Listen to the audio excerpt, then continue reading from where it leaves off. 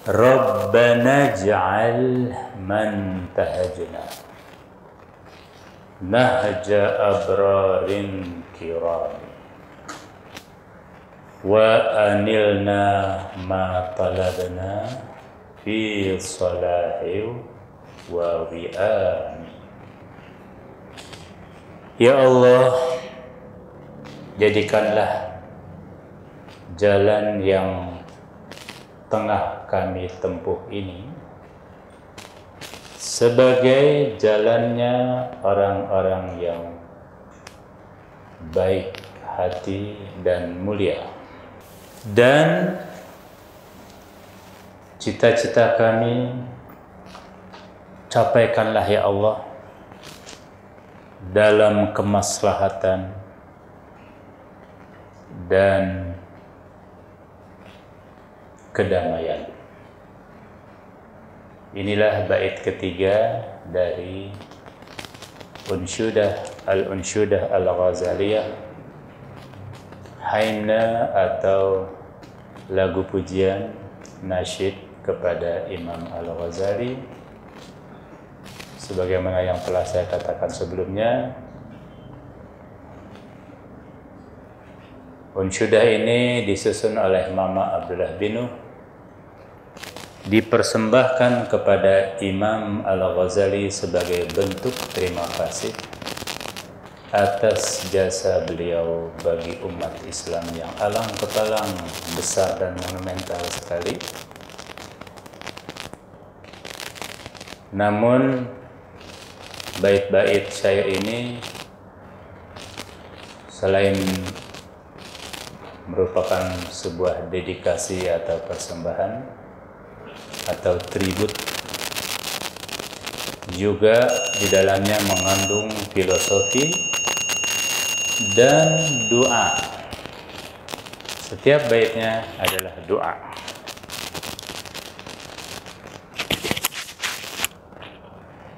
Dalam bait ketiga ini kita memohon kepada Allah agar jalan yang tengah kami tempuh ini ditetapkan oleh-Mu ya Allah sebagai jalannya orang-orang baik hati dan mulia, dan kami ingin cita-cita kami tercapai dalam kemaslahatan. Karena cita-cita kita adalah cita-cita ukhrawi, jauh lebih mulia, lebih tinggi daripada cita-cita duniawi yang tidak seberapa. Dan mereka yang mengejar target ukhrawi niscaya jauh dari segala bentuk persaingan sengit, sikut menyikut, kelicikan dan perang saudara. Karena akhirat adalah jangkauan yang amat sangat terlampau luas sekali. Surga Allah adalah kerajaan yang alang kepalang, amat sangat terlampau luar biasa luas sekali. Fasari'u ila maghfiratin min rabbikum wa jannatin 'arduha as-samawati wal ardh. Maka perlombaan menuju Allah, perlombaan menggapai ridhonya, perlombaan untuk sampai di tempat jamuannya yang paling mulia yaitu surga, adalah perlombaan yang jauh dari segala bentuk persaingan sengit, sikut menyikut, hantam kanan kiri, ya, kekejaman dan tanpa belas asih. Ya, justru perlombaan menuju Allah ini adalah sering disebut sebagai istibaq bil khair. Ya. Fastabiqu bil khair, ya. Apa kalimat tepatnya Ustaz Auladi? Fastabiqul khairat. Ya, istibaq linailil khairat. Ya. Jadi bukan perselisihan dan persengketaan memperebutkan dunia yang tidak seberapa. Semoga Allah mengabulkan doa kita yang Mama ajarkan di bait ketiga dari Unshudah Al-Ghazaliyah ini. Mari kita persembahkan Al-Fatihah kita kepada Mama Abdullah bin Nuh sebagai guru kita, sebagai sahibul majlis, sebagai sahibul kitab, sahibul risalah, ana muslim, sunni syafi'i, dan la ta'ifil Islam. Juga kita mempercayakan Al-Fatihah kepada imam kita, Imam Al-Ghazali, Abu Hamid Muhammad bin Ahmad Al-Ghazali Ad-Dusi. Juga imam-imam lainnya dari Ahlus Sunnah wal Jamaah dan lain-lainnya. Qaddasallahu ruhahu, qaddasallahu arwahahum. Dan tidak lupa di malam Asyura ini, malam ke-10 Muharram ini, kita juga mempersembahkan Al-Fatihah kepada Sayyidina Al-Husain, cucu Rasulullah yang syahid di Padang Karbala, dan juga kakak beliau Sayyidina Al-Hasan, juga kepada ayah mereka berdua yaitu Sayyidina Ali bin Abi Thalib, Sayyidatul Fatimah Az-Zahra, baginda kita Nabi besar Muhammad SAW, ibunda Sayyidatuna Khadijah binti Khuwailid Al-Kubra, dan seluruh keluarga serta sahabat beliau, tabi'in, tabi'in, dan orang-orang saleh yang mengikuti jejak beliau dengan hari kiamat sehingga hari kiamat nanti dengan baik. Biniyati linaili ridallahi ta'ala syai'un lillahi lahum. Al-Fatihah. A'udzu billahi minasyaitan.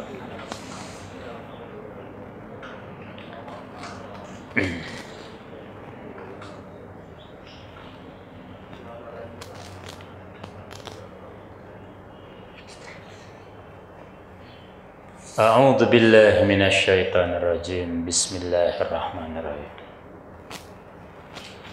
Alhamdulillahi rabbil alamin, wassalatu wassalamu ala khatamil anbiya wal mursalin, sayyidil kaunaini wa syarifis thaqalain, habibna wa maulana wa syafi'ina Muhammadin wa ala alihi wa ashabihi wa ali baitihi wa dzurriyyatihi ajma'in.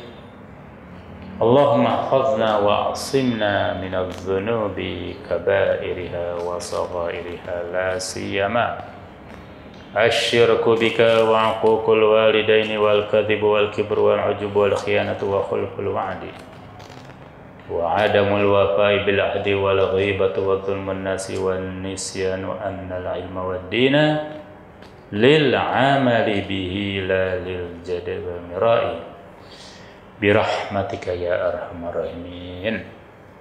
Subhanaka la ilma lana illa ma 'allamtana innaka antal alimul hakim. Amin. Allahumma amin. La ta'ifiyah fil Islam. Wasalna ila Safhah Al-Thaminah Al-Ashar, halaman 18 kalau tidak salah.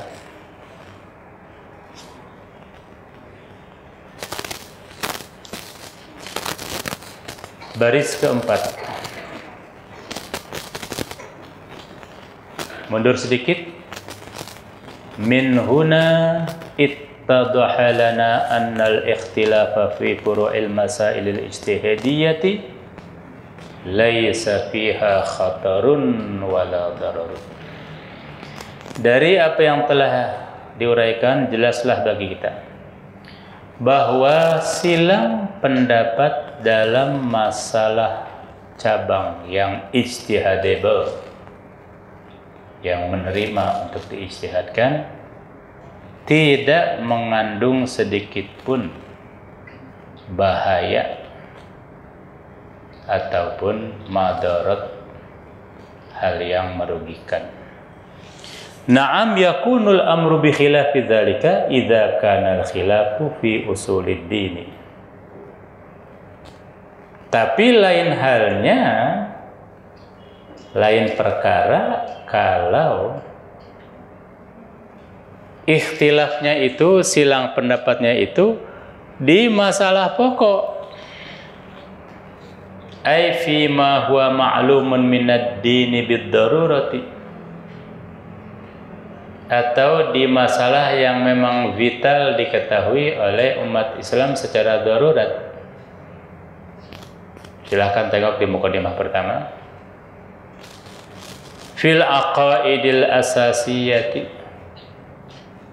dalam aqaid dasar, aqaid asasi, allati nassal kitab wal mutawatiru minas sunnati 'alaiha, yang telah dinaskan baik oleh Al-Quran maupun hadis mutawatir.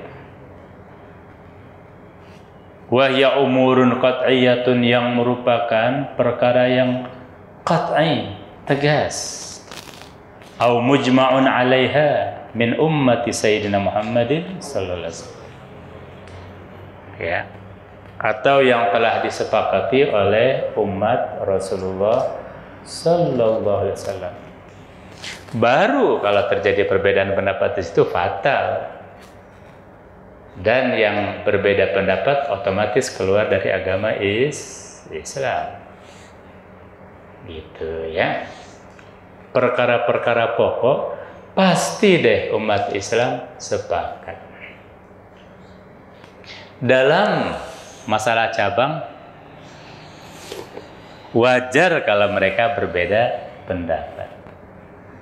Dari sini kita bisa punya patokan ya. Kalau ada orang yang mengklaim, ini masalah pokok dalam Islam, tapi ada yang berbeda pendapat, ente salah mengklaim. Ini bukan masalah pokok, ini masalah cabang. Contohnya ya, mohon maaf, ada sekelompok orang yang mengatakan khilafah. Pokok ini mutlak harus dipegang umat Islam. Siapa bilang? Ternyata umat Islam berbeda pendapat tuh dalam menetapkan sistem pemerintahan. Ya. Jadi bentuk dan sistem pemerintahan itu adalah furu'iyah, ijtihadiyah, al-mujtahadah fiha. Bagian dari furu yang biasa umat Islam itu saling berpendapat. Sekarang aja umat Islam ada yang betah di sistem kerajaan, ada yang bereksperimen di demokrasi, ada yang sistem republik, ya, ada yang mengacu kepada sistem yang pernah dicanangkan oleh Rasulullah di Madinah, contohnya NKRI. Ada yang masih kekeh dengan kekhalifahan yang sebenarnya sudah melapuk. Ya, khilafah ini nggak jelas. Ya, karena begitu Khulafaur Rasyidun yang 5 itu, yaitu Sayyidina Abu Bakar, Sayyidina Utsman, Sayyidina Abu Bakar, Sayyidina Umar, Sayyidina Utsman, Sayyidina Ali, dan Sayyidina Al-Hasan. Ya, 5 tentunya. Setelah mereka berlalu, apa yang terjadi? Kerajaan, dinasti, tapi mengklaim diri mereka sebagai khilafah. Klaim semu. klaim kosong. Ya. Kemudian direka-reka ini masuk ke Nusantara dan bla bla bla sebagainya. Ya, akhirnya ada yang buat dokumenter sejarah ya. Ya. Jejak khilafah yang mana nih teh? Ya. Jejak dinasti. Ya. Jejak dinasti Umayyah, jejak dinasti Abbasiyah, jejak dinasti Fatimiyah, jejak dinasti Utsmaniyah. Ya, jadi jejak dinastiyah. Ya. Itu. Apa kita tidak boleh bereksperimen, berijtihad? Yang kemudian lahirlah bentuk ijtihad pemerintahan baru, yaitu NKRI, yang ternyata disepakati oleh sekian ratus juta umat Islam yang ada di sini loh. Bahkan umat non-muslim. Ya, luar biasa ya. Dari Sabang sampai Merauke, dari Sangihe ya, dari Talaud sampai Rote ya, dan sudah berusia 75 tahun. Apa ini tidak ya, jangan-jangan inilah khilafah yang diridhoi oleh Rasulullah Sallallahu Alaihi Wasallam. Jangan-jangan loh, namanya juga ijtihad ya, sekeliru-kelirna oke. Sekeliru-kelirnya ijtihad diganjar 1 kali pahala berijtihad. Yang kita uber dengan ibadah 1000 hari mungkin nggak kejar ya. Nah ini contoh ya. Jadi dalam masalah pokok pasti deh umat Islam sepakat. Kalau umat Islam berbeda-beda pendapat, ya yakinlah itu bukan masalah pokok, itu teh cabang, furu'iyah. Gak usah repot-repot amat ya, pakai kekeh-kekehnya. Itu sudah begitu jaminan bahkan dari Rasulullah sendiri, lan tajtami'a ummati ala dalalah. Itu jaminan dari Rasulullah SAW, pasti dari Allah juga kan. Umatku ini tidak akan pernah bersepakat melakukan kesesatan. Artinya tidak akan pernah sepakat meninggalkan usul. Kalau kemudian berbeda-beda pendapat, walaupun saling gontok-gontokan sekalipun, eta teh berarti bukan pokok. Itu cabang ya. Ini perlu ya dicamkan ya, supaya kita tidak merasa memonopoli kebenaran ya. Yang beda pendapat kemudian kita persekusi. Gak apa nih kalau ada persekusi ya. Ya. Fahadha huwal ikhtilaful mawqi'u fid dalalati. Perbedaan pendapat di masalah pokok ini merupakan lubang terjerumusnya umat kepada kesesatan. Wa min ajli dzalika syahara as-sahabatu radhiyallahu anhum as-sayfa liqitali masiril fitnati. Oleh karena itu para sahabat tidak segan-segan menghunuskan pedang. Artinya siap perang memerangi para penimbul fitnah. Ya, para penimbul fitnah. Ya, termasuk kelompok-kelompok yang merasa benar sendiri itu. Itu penimbul fitnah itu, kalau sahabat masih hidup diperangi ya. Itu ya. Wa hadha huwa as-sababu fi annana nara as-sahabata wat-tabi'ina wal ulama'a ma zalu yakhtalifuna fil masailil far'iyyati ma'attifaqihim fi usulid dini wa ikhtilafihim aidan 'alal hubbi wal wala. Inilah sebabnya mengapa kita saksikan betapa para sahabat, tabi'in dan ulama yang mengikuti jejak mereka senantiasa biasa mereka itu berikhtilaf, silang pendapat dalam masalah-masalah cabang, sambil mereka sepakat untuk tetap ada menyepakati pokok-pokok agama. Dan toh mereka tetap saling mencintai dan saling mengasihi. Ya'talihuna bil hubbi wal wala. Jiwa mereka tumbuh dalam mahabbah dan saling sayang menyayangi walaupun beda-beda pendapat. Kenapa? Perbedaan pendapat yang rahmat. Ya. Perbedaan pendapat dalam masalah cabang itu kreativitas. Ya. Jadi bid'ah itu ya. Bid'ah dolalah itu apa sih? Bid'ah dolalah itu bid'ah fil usul. Nah, itu baru bid'ah dolalah. Bid'ah yang menjerumuskan kepada kesesatan. Tapi bid'ah fil furu', keren. Malah itu kreativitas. Bid'ah dalam masalah cabang, baru ini keren. Asal bisa dipertanggungjawabkan. Syarat yang pertama bisa dipertanggungjawabkan, yaitu hanya terbit dari orang yang ahlinya. Ya. Justru dalam usul, dalam furu' ini, dalam masalah cabang, justru dinanti-nanti bid'ah itu. Ya, kreativitas itu. Ya. Seperti kreativitasnya seorang seniman, pemusik, pelukis, ya, perupa, penari dan sebagainya, ya. Atau kreativitas dalam dunia kuliner misalnya.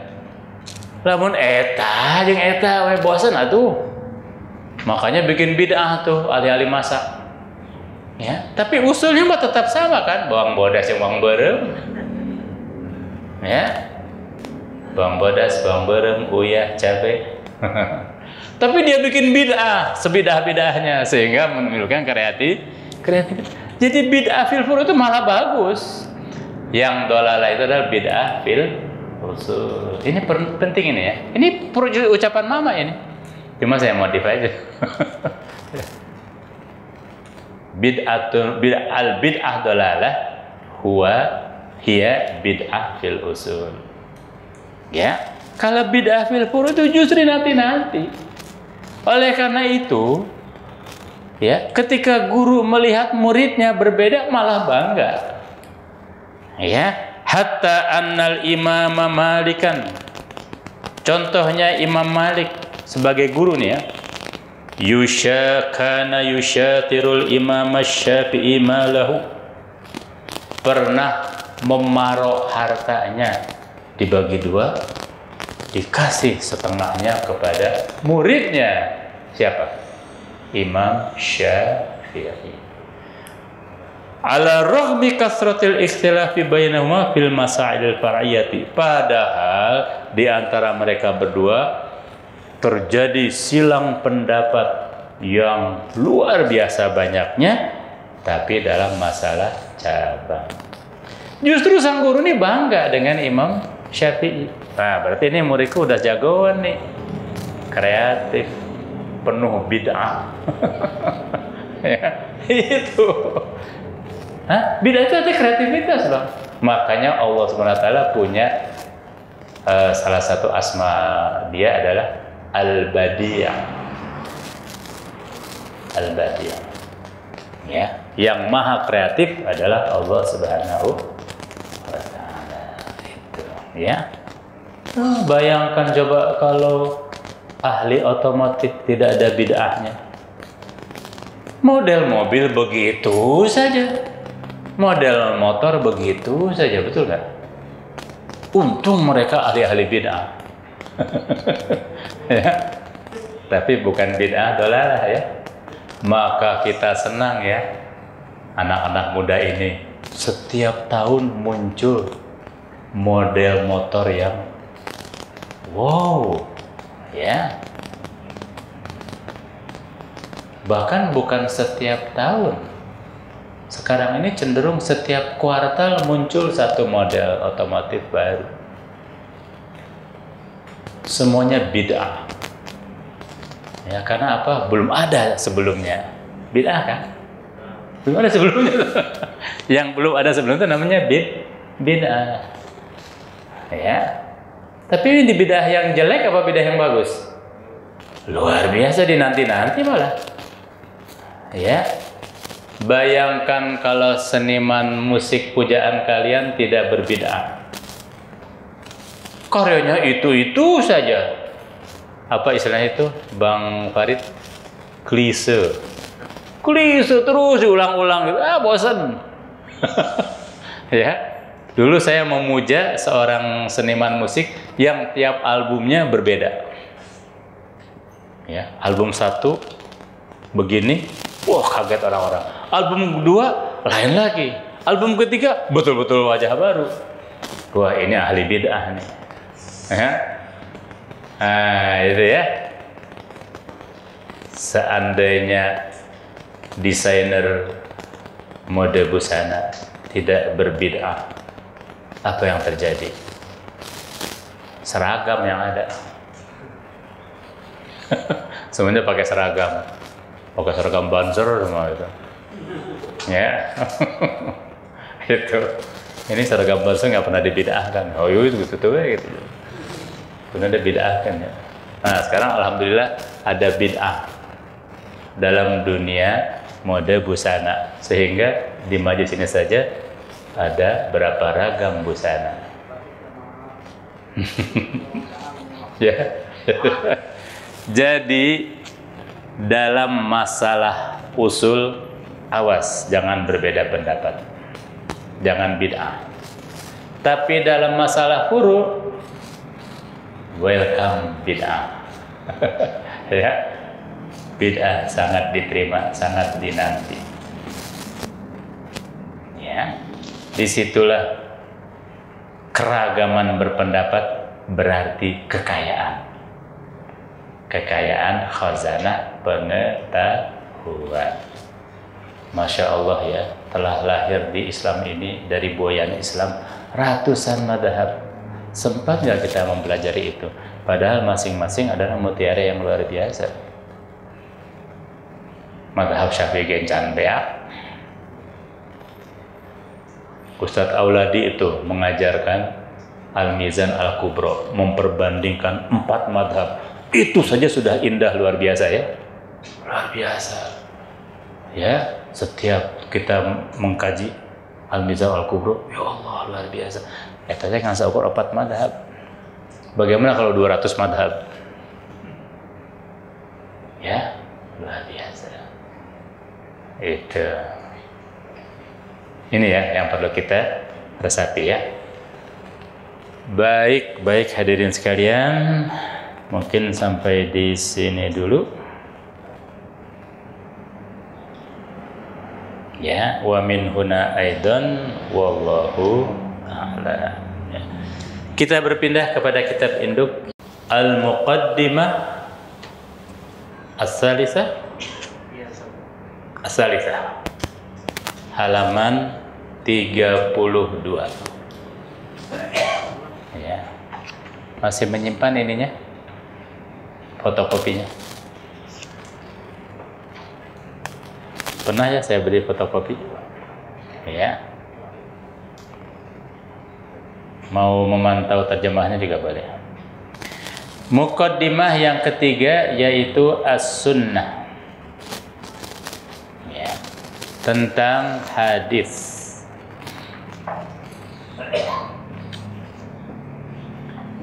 As-sunnatu qawlu Rasulillahi sallallahu alaihi wasallam au fi'luhu au taqriruhu.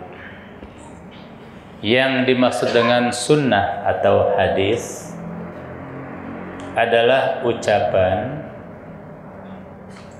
perbuatan, dan ketetapan Rasulullah sallallahu alaihi wasallam. Jadi 3 unsur ya, al-qaulu wal fi'lu wat taqriru.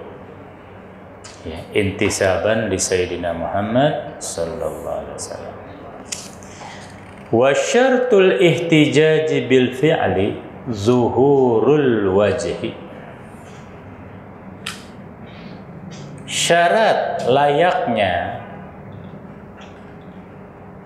berargumen dengan hadis adalah kalau hadis ini menampakkan wajahnya, alasannya. Makanya kemudian ada istilah wajhul istidlal. Ya. Falau fa'ala sallallahu alaihi wasallam syai'an wa juhila wajhuhu ulima adamu tahrimihi ma'a taraddudihi bainal wujubi wan nadabi wal karahati. Misalnya kalau Rasulullah SAW melakukan sesuatu namun tidak diketahui alasannya, maka langsung kita memaklumi, langsung kita mengetahui bahwa hal tersebut pasti tidak haram, ya kan? Karena Rasulullah melakukannya. Ya, tapi kita tidak mengetahui alasannya apa ya Rasulullah melakukan itu. Yang jelas pasti tidak haram kan? Nah, di situ ma'ataraddudihi bainal wujubi wan nadbi wal karahati. Di situ kita confuse, ragu apakah ini wajib, apakah sunnah atau bahkan makruh. Yang jelas tidak haram kan? Karena mustahil beliau melakukan yang haram. Ya.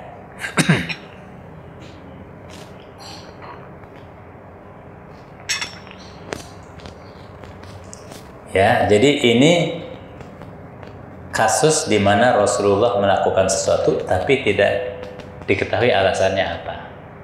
Yang sudah pasti itu tidak haram. Tapi kita masih terombang-ambing antara 3 status. Wajib, sunnah, atau bahkan makruh, ya. Walam yasbut wahidun minha. Tidak bisa dipastikan satu pun dari yang 3 ini. Karena tidak adanya al-wajhu tadi. Zuhurul wajhi li'adami zuhuril wajhi. Summa inna sunnata la yasbutu illa bil khabaril mutawatiri wa huwa ikhbaru jama'atin katsiratin yamtani'u fil aqli tawatuhum 'alal kadibi. Selanjutnya, yang namanya hadis itu baru bisa dipastikan keberadaannya, subut, ya, atau qat'iyatus subut,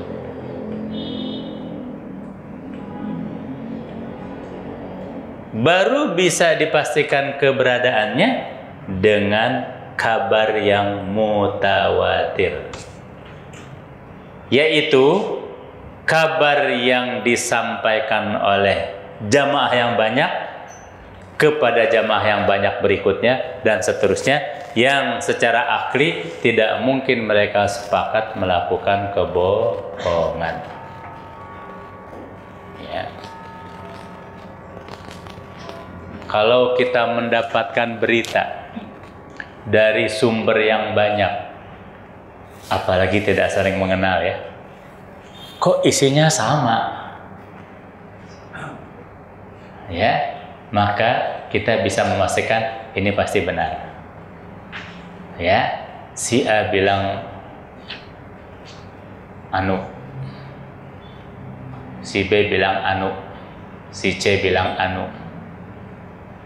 Ya, sekian puluh orang bilang anu, dan mereka tidak saling mengenal, dan mereka mustahil saling sepakat untuk berbuat kebohongan, maka kita akan mendapat satu kepastian ini berita benar.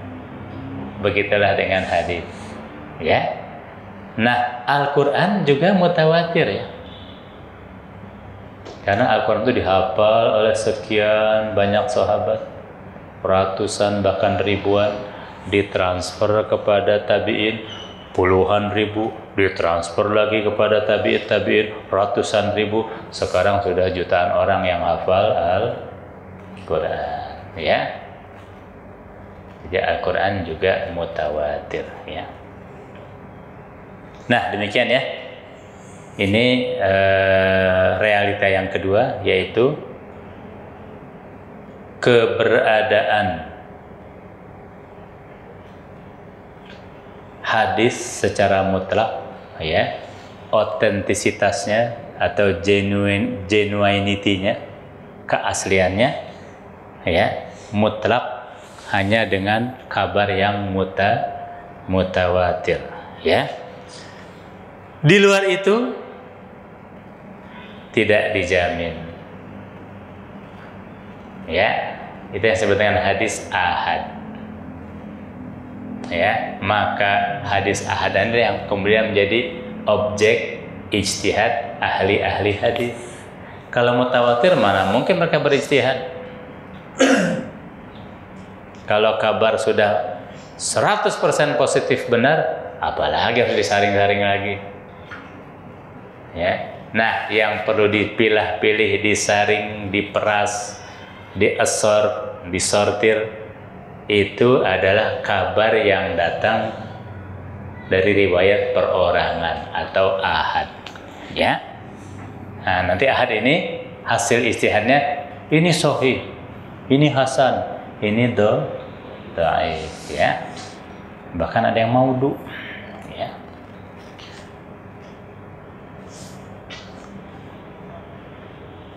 Wala yathbutu bi khabaril fasiqi wala majhulil hali li'adami ifadatihil ilma wa adamid dalila ala hujjiyatihi.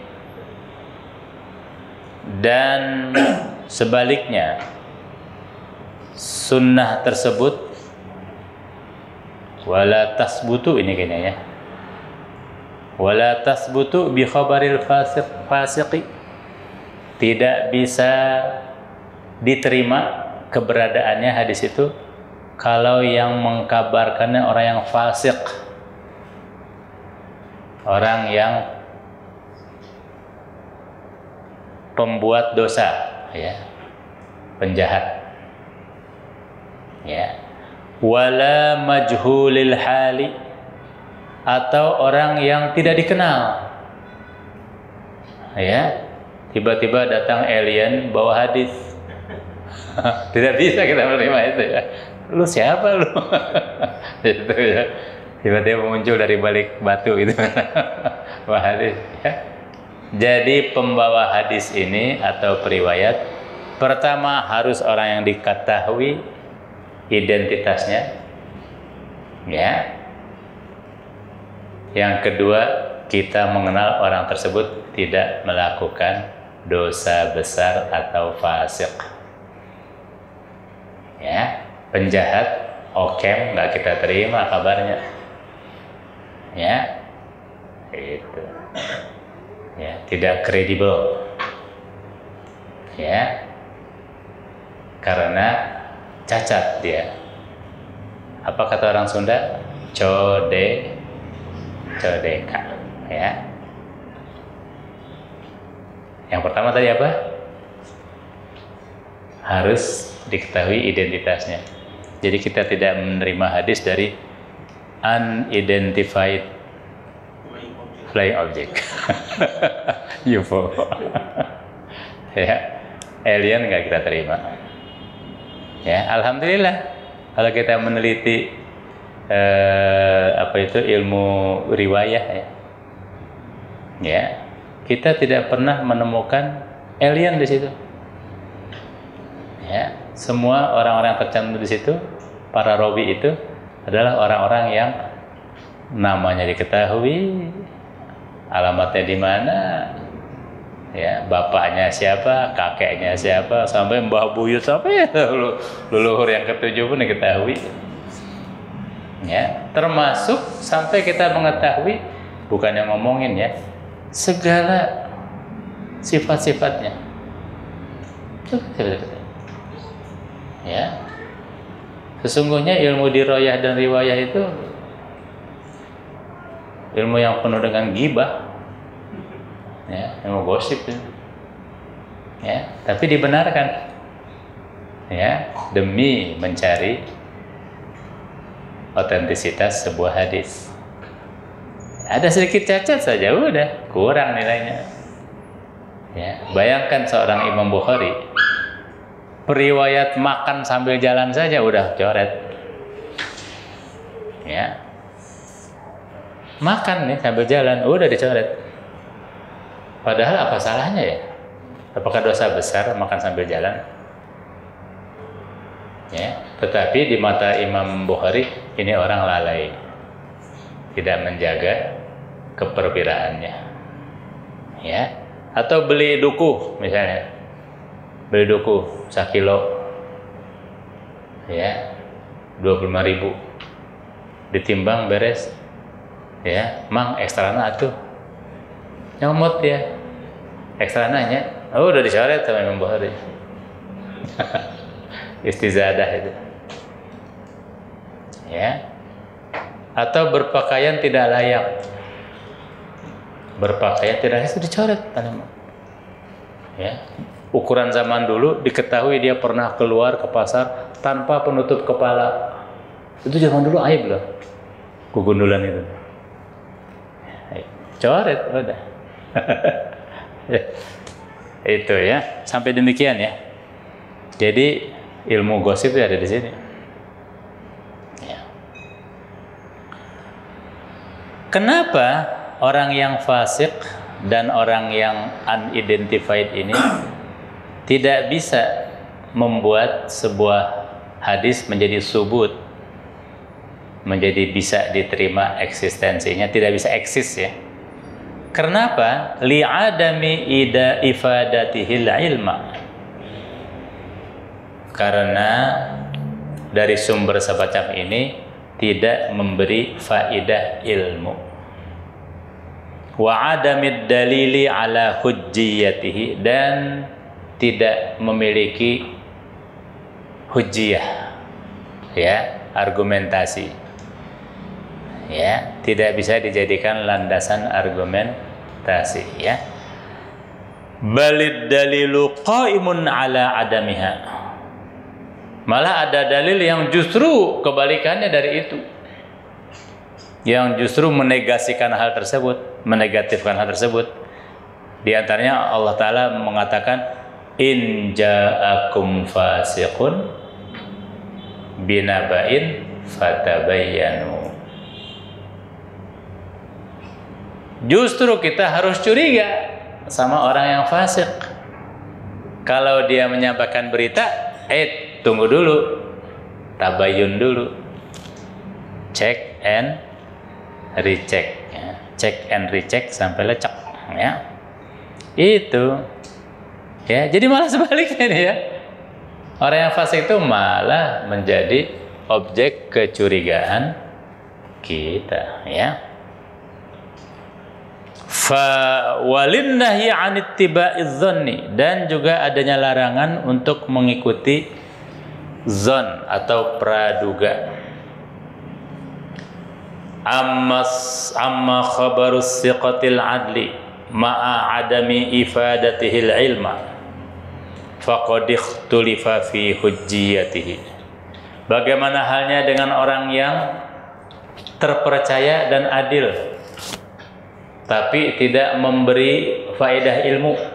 Kabarnya itu ya, kabar yang dia bawa itu tidak memberi faedah ilmu. Orangnya mah benar, ya, orangnya siqah, orangnya adil, orangnya bonafid, orangnya trusted, ya, dipercaya. Tapi kabar yang dibawa tidak memberi faedah ilmu. Faqad ikhtulifa fi hujjiyatihi, tentang hujjiyahnya atau keargumenannya, kelayakannya untuk dijadikan argumen, di sini disilang pendapat. Para ulama berbeda pendapat famana'aha qaumun liisalati adami hujjiyati dzan wa asbata akharuna.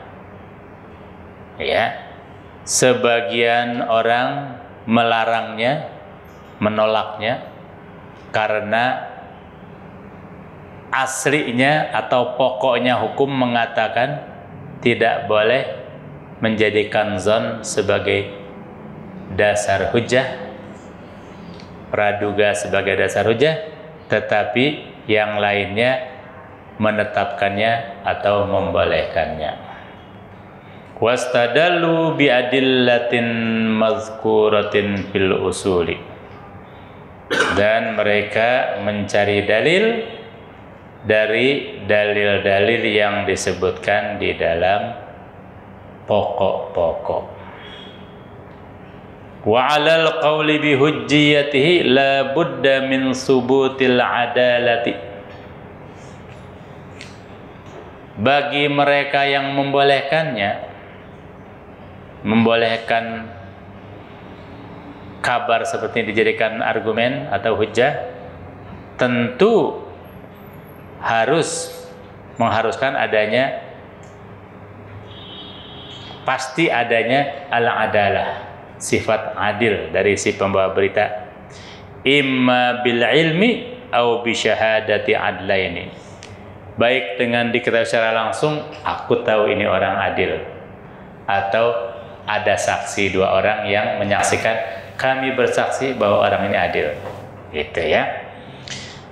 Wa fi kifayatil adli al-wahidi khilafun. Ya, bagaimana kalau saksinya hanya satu? Ya, itu terjadi perbedaan pendapat, ya. Dan apakah adil itu atau al-adalah? Apakah sifat adil itu? Di sini ada penjelasan, ada definisinya. Al-adalatu malakatun tab'atsu 'ala ijtinabil kaba'iri wa 'adamil israri 'ala sabairi wa tarki munafiyati, salah cetak ini ya, munafiyatil muru'atil kasyifati an adami mubalati fa'iliha bid-dini. Definisi orang yang adil dalam istilah ilmu hadis yaitu suatu malakah, suatu karakter yang membuat si pemiliknya ini, si orangnya ini terdorong untuk menjauhi dosa-dosa besar dan tidak betah berbuat dosa-dosa kecil. Orang yang adil, orang yang bersifat adalah pasti yang pertama pasti tidak pernah berbuat dosa besar, itu sudah pasti. Dan yang kedua, tidak terus-terusan melakukan dosa kecil, tidak betah dalam perbuatan dosa kecil, ya. Dan yang ketiga, watarki munafiyatil muru'ati. Orang ini juga terdorong untuk meninggalkan hal-hal yang membuat dirinya ini codeka tadi ya, dirinya ini rusak keperwiraannya, ya, rusak kewibawaannya rusak, ya, dimana hal tersebut menunjukkan bahwa dirinya kurang memperhatikan agama. Itu tadi contohnya ya, beli duku sekilo, mang ekstra na atuh. Itu kan contoh orangnya serakah kan, itu, ya. Atau makan sambil jalan, misalnya. Ya, memang nggak apa-apa sih makan sambil jalan. Ya, kadang-kadang ada anak muda yang merasa keren ya, makan sandwich sambil jalan. Ya, hai, gitu ya. Tapi dalam Islam itu tidak baik itu, ya, tidak pas. Ya, apakah tidak sempat duduk sebentar untuk makan? Bahkan jangankan makan, minum saja kita duduk kan, ya, itu. Sunnahnya minum ada duduk, ya, itu, atau jongkok, ya. dan kalau bisa menghadap kiblat. Gitu ya. Nah, jadi demikian ya. Al-adalah dalam pengertian ilmu hadis ini sifat yang dimiliki oleh seorang yang membuat dirinya pasti menjauhi dosa besar. Dan yang kedua, tidak akan terus-menerus melakukan dosa kecil. Sekali dua kali melakukan dosa kecil biasa. Tapi kalau betah jangan deh. Ya. Dan yang ketiga, menjaga keperwiraannya, menjaga karakter wibawanya. Itu ya. Nah, contoh orang yang sembarangan. Ya, sholat cuma pakai kaos sangsang misalnya. Allahu Akbar. Ya, secara syariat boleh nggak? Boleh. Lelaki nih ya, pakai sarung, ya sarungnya kesebutut ya, pakai kaos sangsang. Allahu Akbar. Ya, memenuhi syarat, Tapi orang ini tidak berwibawa. Ya, masa sholat pakai kaos sangsang aja, kaos singlet? Itu ya, misalnya ini ya. Misalnya itu contoh ini ya.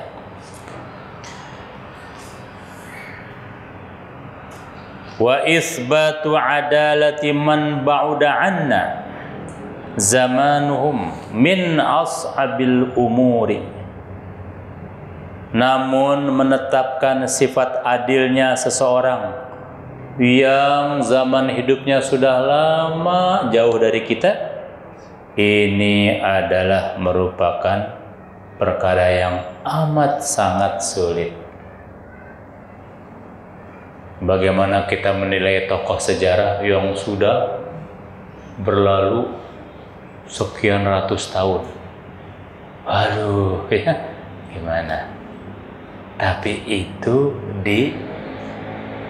dijelajahi oleh imam-imam ahli hadis, Imam Bukhari, Imam Muslim, Imam Nasai, Imam Tirmidzi, qaddasallahu arwahum.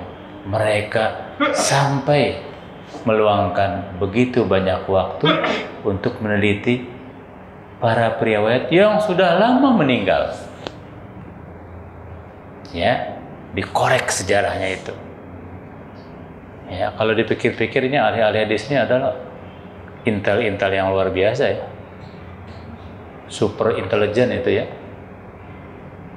Karena dia bisa mengorek ya data pribadi seseorang yang sudah wafat sekian ratus tahun lalu. Ya, waktu itu belum ada jejak digital. Ya. Ini orang-orang ahli forensik ini ya. Wah, meneliti. Wah, kalau dipikir itu ya Allah ya.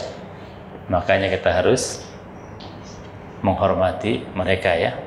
Itu jangan sok jago di hadapan mereka ya. Linhisaril amri fi ilmina biha fi ikhbaril ghairi.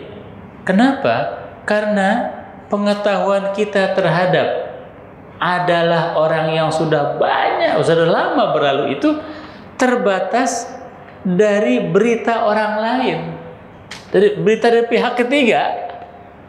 Apa kita pernah bertemu dengan Patih Gajah Mada misalnya? Pernah ada yang pernah di sini bertemu dengan Patih Gajah Mada? Masya Allah, kalau ada yang pernah ketemu dengan Patih Gajah Mada, saya cium tangan deh. Di sini pernah ada yang ketemu dengan Prabu Siliwangi? Pernah di sini ada yang ketemu dengan Hang Tuah misalnya? Ya? Atau Laksamana Hang Nadim misalnya? Aduh, Masya Allah ya. Dengan Mama aja nggak pernah. Dengan Mama aja sebagian besar nggak pernah ya. Itu ya. Jadi kita tahu karakter orang tersebut menggantungkan diri kepada kabar dari pihak ketiga, ikhbarul ghair ya. Wa huwa mafqudun ghaliban illa min ikhbaril ba'di al-mustanidi ila dhununi wal istihadati. kebanyakan informasi ini hilang, kecuali dari kabar sedikit orang yang bersandar kepada zunun, kepada praduga, wal istihadat dan istihad allati takhtalifu katsiran, yang berbeda-beda kebanyakan. Jadi jangan heran bapak-bapak, ibu-ibu, adik-adik, para santri, jamaah sekalian, kalau imam ini mengatakan hadis ini sahih, yang lain mengatakan enggak sahih, hasan. Bahkan ada yang mengatakan dhaif. Udah wajar itu. Namanya juga hadis ahad. Itu ya.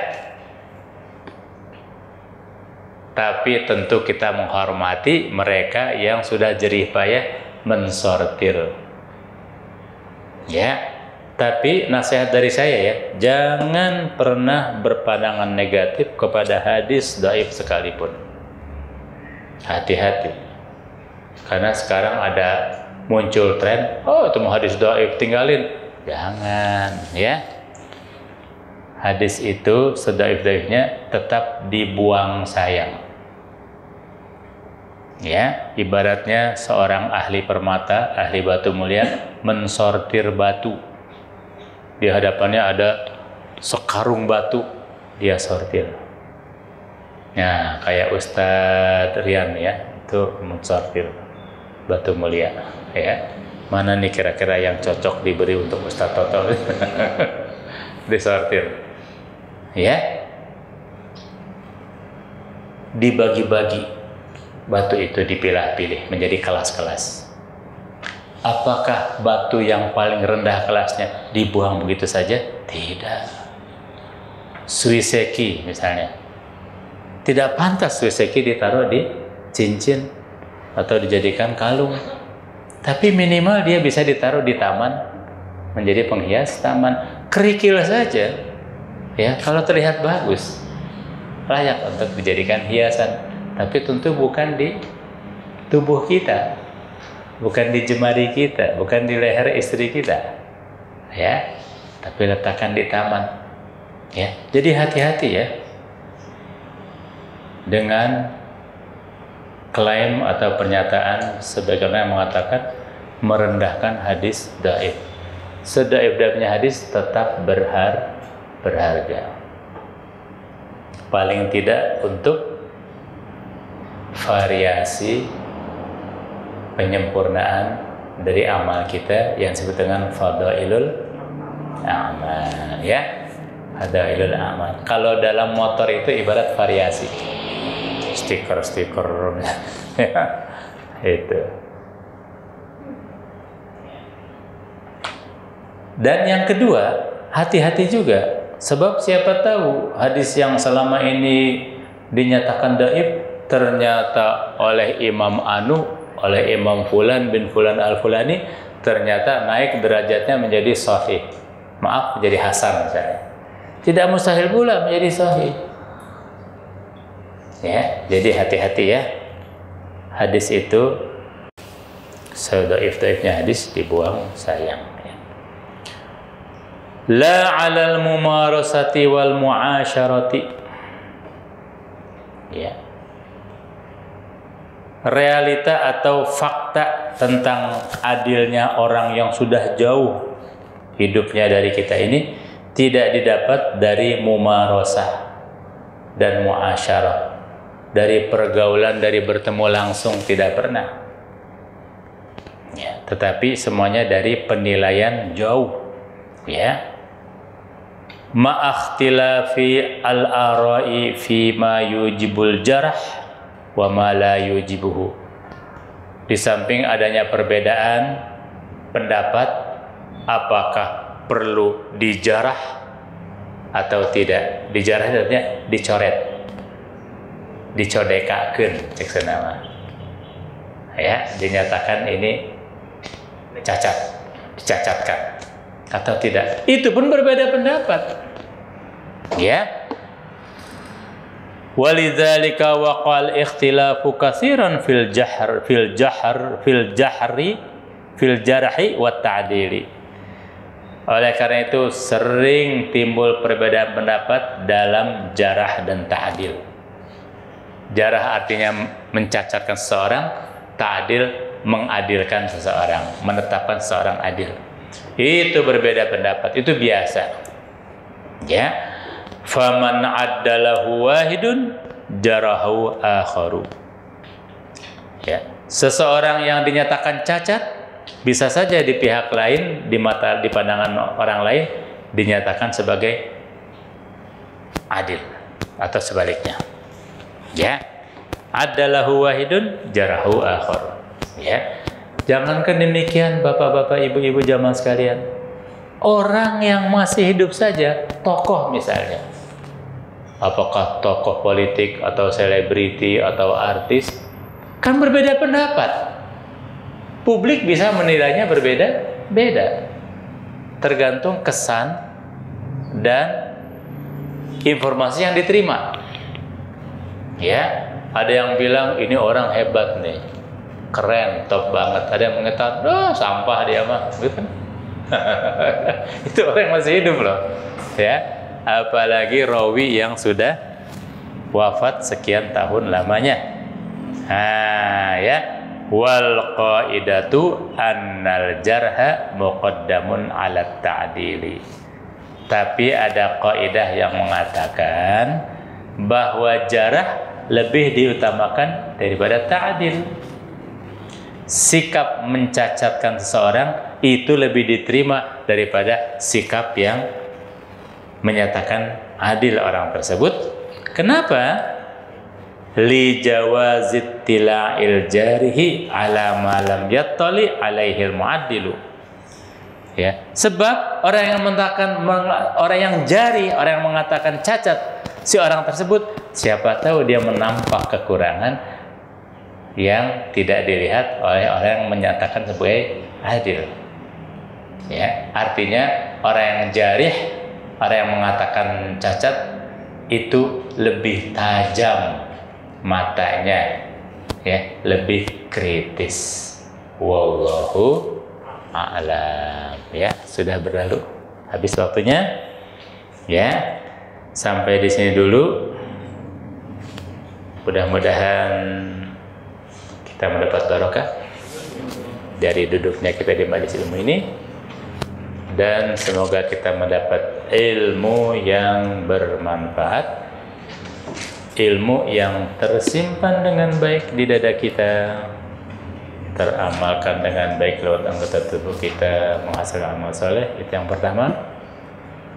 Yang kedua, ilmu yang manfaat adalah ilmu yang membuat kita mampu membedakan mana yang hak dari yang batil. Dan yang ketiga, ilmu yang bermanfaat adalah ilmu yang menghantarkan kita kepada ma'rifat. Semoga kita mendapat ilmu yang bermanfaat. Wallahul muwaffiq ila aqwamit thoriq. Ya. Mereka selalu mengatakan, apakah mereka tidak tahu antara uluhiyah dan yang pokok, sehingga pokoknya dia bilang kalau yang urusan agama itu bid'ah seperti itu. Mungkin saya berapa dia dasarnya mungkin lebih pernah apa? Kalau sebenarnya mereka itu gimana sih? Iya, terima kasih. Sallallahu